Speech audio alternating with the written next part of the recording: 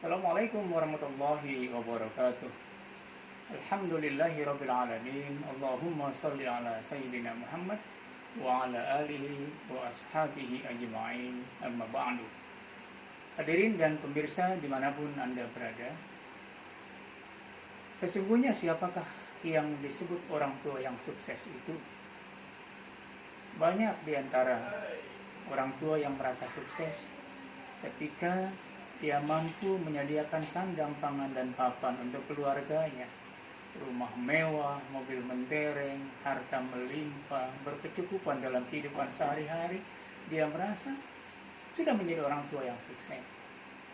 Bahkan ada juga orang tua yang merasa sudah sukses ketika dia mampu menyekolahkan anaknya sejak dari sekolah dasar, sekolah menengah, sekolah atas, sampai kuliah, bahkan S1, S2, S3, tidak hanya di dalam negeri, bahkan sampai ke luar negeri dan kembali menyandang berbagai macam gelar yang diperolehnya hasil studinya di luar negeri.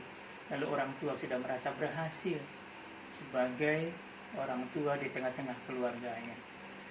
Tetapi sesungguhnya hadirin dan jamaah yang dimuliakan Allah Subhanahu wa taala, kalau kita mengamati firman Allah Subhanahu wa taala di dalam Al-Qur'an, surat An-Nisa, surat keempat ayat ke-9. Apa kata Allah Subhanahu wa taala? A'udzu billahi minasyaitonir rajim. Bismillahirrahmanirrahim. Wal yakhshal ladzina law taraku min khalfihim dzurriyyatan di'afa khafu 'alaihim falyattaqullaha wal yaqulu qawlan sadida. Dan hendaklah takut orang-orang yang nanti sekiranya akan meninggalkan anak keturunannya dalam keadaan yang lemah. Dia khawatir akan kesejahteraan anak-anaknya. Wal yaqulu qawlan sadida. Dan hendaklah dia bertakwa kepada Allah Subhanahu wa taala dan berkatalah dia dengan kata-kata yang lemah lembut. Hadirin dan pemirsa dimanapun Anda berada, sesungguhnya inilah ada isyarat di dalam ayat ini bahwa orang tua yang berhasil itu adalah bukan orang tua yang meninggalkan harta yang banyak, meninggalkan rumah mewah, mobil mentereng, dan sebagainya. Tetapi sesungguhnya orang tua yang berhasil itu adalah ketika dia sudah tidak ada, dia meninggalkan anak-anaknya dalam keadaan yang kuat, bukan dalam keadaan yang lemah. Kuat apa? Kuat ekonominya, kuat silaturahminya, kuat ibadahnya, kuat baca Qur'annya, kuat salat tahajudnya, kuat salat sunnahnya, kuat puasa sunnahnya, dan luar biasa. Justru disitulah letak keberhasilan seorang tua di tengah-tengah keluarganya dan di tengah-tengah anak-anaknya. Bukan pada saat dia masih hidup, kemudian dia menyaksikan anak-anaknya berhasil, tidak.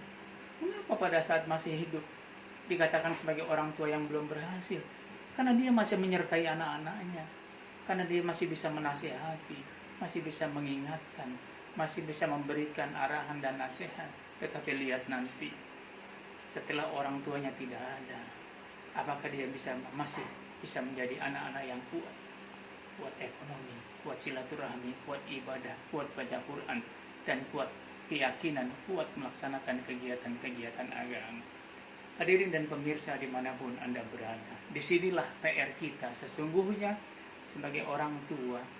Jangan kita terlalu bangga pada saat kita masih hidup melihat anak-anak kita berhasil, lalu kita katakan kita berhasil. Tetapi lihat nanti, orang-orang akan melihat setelah orang tuanya tidak ada, setelah kita tidak ada, apakah anak-anak masih dalam keadaan yang kuat, terutama kuat keyakinan, kuat akidah, kuat beribadah kepada Allah Subhanahu wa ta'ala. Di sini PR kita sesungguhnya bagaimana mencetak, membina anak-anak menjadi anak yang soleh dan solehah. Setelah kita tidak ada, mereka menjadi orang-orang yang kuat. Demikian, mudah-mudahan bermanfaat. Wabillahi taufiq wal hidayah. Wassalamualaikum warahmatullahi wabarakatuh.